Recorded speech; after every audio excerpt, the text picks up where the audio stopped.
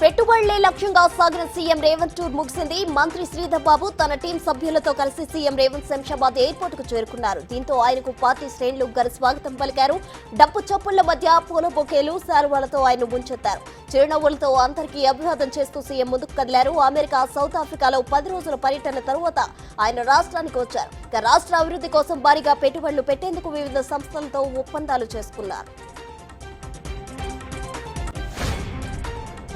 తెలంగాణలో పెట్టుబడుల విషయంలో విదేశీ కంపెనీలు ఆసక్తి కనపరిచాయన్నారు మంత్రి శ్రీధర్ బాబు. తమది కోతల ప్రభుత్వం కాదని చేతల ప్రభుత్వం అని చెప్పారు. పెట్టుబడుల ఒప్పందాలపై కేటీఆర్ అర్థం లేని విమర్శలు చేస్తున్నారని కౌంటర్ ఇచ్చారు.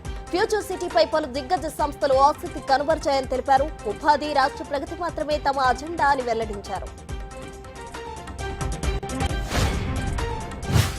ఎమ్మెల్సీల నియామకం కేసులో తెలంగాణ ప్రభుత్వానికి ఊరట లభించింది. ఎమ్మెల్సీల నియామకంపై గతంలో తెలంగాణ హైకోర్టు ఇచ్చిన ఆదేశాలపై సుప్రీంకోర్టు స్టే విధించింది. ఎమ్మెల్సీలను గవర్నర్ నామినేట్ చేయడాన్ని తాము అడ్డుకోలేమంది సుప్రీంకోర్టు. కొత్త ఎమ్మెల్సీల నియామకాన్ని అడ్డుకుంటే గవర్నర్ ప్రభుత్వ హక్కులు హరించినట్లు అవుతుందని ధర్మాసనం అభిప్రాయపడింది. తదుపరి విచారణ 4 వారాలకు వాయిదా వేసింది. తెలంగాణ స్థానికత ఉన్న 122 మంది ఉద్యోగులను రిలీవ్ చేస్తూ ఏపీ ప్రభుత్వం నిర్ణయం తీసుకుంది. ఇక ఉద్యోగుల బదిలీకి సంబంధించి మార్గదర్శకాలు విడుదల చేసింది. తెలంగాణ ప్రభుత్వం అభ్యర్థన మేరకు ఏపీ సర్కార్ ఈ నిర్ణయం తీసుకుంది. దీంతో 122 మంది నాన్ గెస్టెడ్ ఉద్యోగులు ఇకపై తెలంగాణలో పనిచేయనున్నారు. కాగా రిలీవ్ అవుతున్న వారు తమ క్యాడర్ చివరి స్థానంలో ఉంటారని చెప్పడం, అందుకు ఉద్యోగులు అంగీకరించడంతో వారిని రిలీవ్ చేస్తూ ఉత్తర్వులు వెలువడ్డాయి. తెలంగాణ నుంచి కాంగ్రెస్ రాజ్యసభ అభ్యర్థిగా అభిషేక్ మను సింఘ్వి పేరు దాదాపు ఖరారైనట్లు తెలుస్తోంది. ఇప్పటికే రేసులో ఆయన పేరు వినిపిస్తోంది. అధిష్టానం నుంచి ఓకే కాగా సీఎం రేవంత్ ఫైనల్ చేయనున్నారు. విదేశీ పర్యటన ముగించుకుని సీఎం రేవంత్ ఈ రోజు హైదరాబాద్ చేరుకున్నారు. అయితే కేకే రాజీనామా చేసిన రాజ్యసభ స్థానానికి నేటి నుంచి నామినేషన్ ప్రక్రియ మొదలు కానుంది. కర్నూలు జిల్లాలో టీడీపీ నేత దారుణ హత్య కలకలం రేపింది. తెల్లవారుజామున బహిర్భూమికి వెళ్లగా కొంతమంది దుండగులు ఆయన కళ్లలో కారం చల్లి దారుణంగా హతమార్చారు. పతికొండ మండలం హోసూరులో ఈ ఘాతుకం జరిగింది. మృతుడు టీడీపీ నేత వాకిటి శ్రీనివాసులుగా గుర్తించారు. ఘటనపై లోకేష్ స్పందించారు. నిందితులపై కఠిన చర్యలు తీసుకుంటామని హెచ్చరించారు. మృతుడి కుటుంబానికి టీడీపీ అండగా ఉంటుందని భరోసా ఇచ్చారు.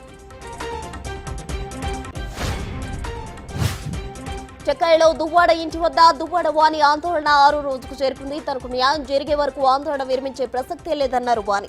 దువ్వాడ శ్రీను ముందు 5 డిమాండ్లు ఉంచారు. దువ్వాడ శ్రీను తరపున తమ్ముడు శ్రీధర్ చర్చలు జరుపుతున్నారు. మరోవైపు వాణి తరపు న్యాయవాదులు మాత్రం చర్చలు విఫలమయ్యాయని చెబుతున్నారు. దువ్వాడ ఫ్యామిలీ వివాదంలో మొత్తానికి రోజుకో ట్విస్ట్ నెలకొంది. ఢిల్లీ సీఎం కేజ్రీవాల్ కు సుప్రీంకోర్టులో మరోసారి చుక్కెదురైంది. సీబీఐ కేసులో మధ్యంతర బెయిల్ ఇచ్చేందుకు సుప్రీంకోర్టు నిరాకరించింది. కేజ్రీవాల్ కు మధ్యంతర బెయిల్ ఇవ్వలేమని సుప్రీంకోర్టు స్పష్టం చేసింది. అనంతరం ఈ కేసులో కేజ్రీవాల్ దాఖలు చేసిన పిటిషన్పై సుప్రీంకోర్టు సీబీఐకు నోటీసులు జారీ చేసింది. తదుపరి విచారణ ఈ నెల 23కు వాయిదా వేసింది. బంగ్లాదేశ్ లో జరుగుతున్న ఆందోళనలపై ఆ దేశ మాజీ ప్రధాని అవామీ లీగ్ చీఫ్ షేక్ హసీనా తీవ్ర ఆరోపణలు చేశారు. నిరసనల పేరుతో కొంతమంది విధ్వంసం సృష్టిస్తున్నారని, అలాంటి వారిని పట్టుకుని కఠినంగా శిక్షించాలని తాత్కాలిక ప్రభుత్వాన్ని డిమాండ్ చేశారు. ఆందోళనలతో ప్రధాని పదవికి రాజీనామా చేసి దేశం విడిచిపెట్టి భారత్ కు చేరుకున్న హసీనా తొలిసారిగా స్పందించారు. ఇలాంటి విధ్వంసకారుల వల్లే తన కుటుంబ సభ్యులు అందరినీ కోల్పోయానని, దేశం కోసం తన తండ్రి ప్రాణాలిచ్చారని గుర్తు చేశారు.